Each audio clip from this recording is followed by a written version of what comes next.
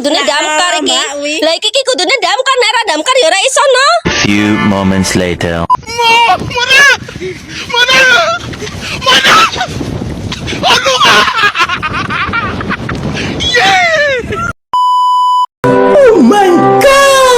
Nabi bohong. Aku hanya memikirkan satu peraturan penting. Kenapa kau lakukan hari ini kalau kau bisa melakukannya besok? Hahaha. Few moments later.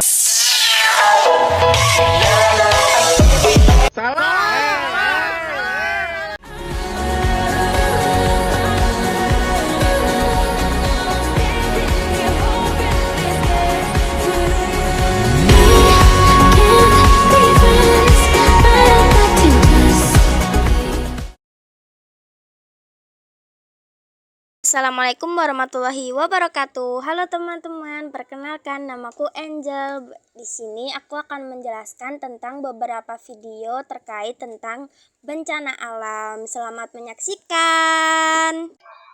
Yang pertama, saya akan menjelaskan tentang fenomena gempa Jogja 2006 sesar opak sang alarm alam. Video ini mengulas secara mendalam peristiwa gempa bumi Yogyakarta pada 27 Mei 2006 yang berkekuatan 5,9 skala Richter dan berlangsung selama 57 detik, menjadikannya salah satu gempa paling mematikan di dunia dengan hampir 6.000 korban jiwa. Gempa ini dipicu oleh pergeseran sesar opak, sebuah patahan aktif yang membentang searah dengan sungai opak. Sesar opak terbentuk akibat interaksi lempeng oseanik Indo-Australia yang menunjam di bawah lempeng benua Eurasia, menyebabkan tekanan dan retakan pada permukaan Jawa. Struktur tanah yang lunak di dataran rendah Bantul yang terbentuk dari endapan material pasiran dan abu vulkanik memperparah kerusakan bangunan. Video ini juga menyoroti fenomena rayapan tanah dusun di Dusun Ngelep Pundong yang menyebabkan pergeseran rumah puluhan meter. Yang kedua yaitu dokumenter ancaman dan mitigasi megatrus di pesisir. Dokumenter ini membahas ancaman gempa, megatrus, dan potensi tsunami besar di wilayah pesisir Indonesia, khususnya di barat Sumatera, selatan Jawa, Bali, dan Nusa Tenggara. Gempa megatrus terjadi akibat tabrakan lempeng samudra dan benua, di mana lempeng samudra menukik ke bawah lempeng benua, memicu getaran kuat. BMKG telah memetakan lokasi dan potensi kekuatan gempa megatrus. Misalnya di selatan Jawa dengan kekuatan hingga magnitudo 8,7.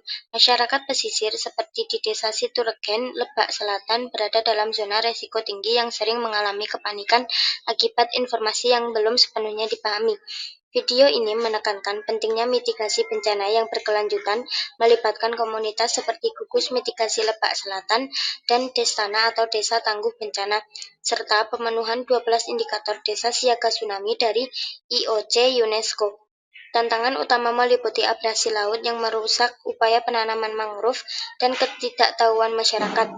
Efisiensi anggaran pemerintah juga menjadi kendala dalam pemasangan infrastruktur peringatan dini yang memadai di seluruh wilayah rawan. Dokumenter ini menyeruakan literasi bencana yang kuat, kerjasama lintas sektor, dan peran aktif pemerintah daerah untuk memperkuat ketahanan masyarakat. Yang ketiga yaitu Japan's Earthquake Resilience Explained. Video ini menjelaskan mengapa Jepang sebagai salah satu negara paling rawan gempa di dunia memiliki tingkat ketahanan gempa yang tinggi. Sejak gempa besar Kanto pada tahun 1923, semua bangunan di Jepang tunduk pada kode seismik dan standar desain tahan gempa yang ketat. Jepang menerapkan berbagai teknologi untuk bangunan tahan gempa, antara lain yang pertama yaitu ketahanan gempa dasar. Balok, pilar, dan dinding di bangunan dibuat dengan ketebalan minimum untuk menahan guncangan. Yang kedua yaitu pengendalian getaran.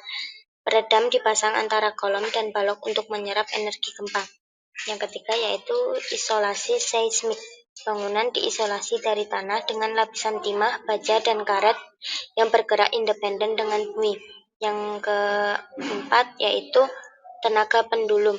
Pilar inti atau simpasira pada gedung pencakar langit bergerak berlawanan arah dengan goyangan bangunan untuk menstabilkan. Yang kelima yaitu rumah melayang. Detektor gempa memicu kompresor yang mengangkat bangunan 1-3 cm dari fondasi. Bangunan juga menggunakan material tahan gempa seperti baja atau kayu yang dapat melentur. Selain itu, Jepang memiliki sistem peringatan dini gempa dan tsunami, ponsel dengan sistem peringatan, sensor pada kereta api, dan latihan gempa rutin di sekolah. Yang keempat yaitu Disaster Resilience Made in Japan. Video ini menyoroti bagaimana Jepang membangun ketahanan terhadap bencana alam seperti gempa bumi, tanah longsor, dan topan dengan menggabungkan kearifan lokal dan teknologi modern. Jepang memiliki sejarah panjang dalam menghadapi bencana, yang tercermin dari foto-foto bencana di restoran Haruo Endo sebagai penanda sejarah lokal.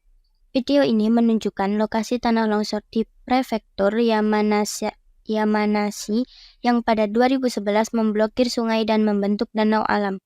Untuk mencegah bencana serupa, pemerintah nasional, pemerintah daerah, dan komunitas bekerja sama dalam pengawasan risiko, perencanaan evakuasi, dan pembangunan infrastruktur.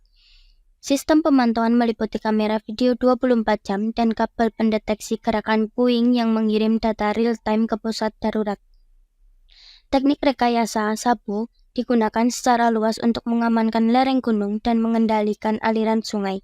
SABO mencakup desain grid beton yang ditanam dalam tanah untuk mengamankan lereng, bendungan SABO bertingkat yang menahan batu dan puing, serta terasering sungai untuk memperlambat aliran air. Teknik-teknik ini telah berevolusi selama berabad-abad, seperti jakago atau keranjang batu yang digunakan untuk mencegah luapan sungai. Pembangunan infrastruktur modern seperti jembatan layang di Osaka juga mengintegrasikan teknik SABO dan peredam kejut raksasa dari karet khusus untuk menahan gempa. Semua upaya ini menunjukkan bahwa persiapan yang baik adalah kunci untuk mengurangi dampak gempa.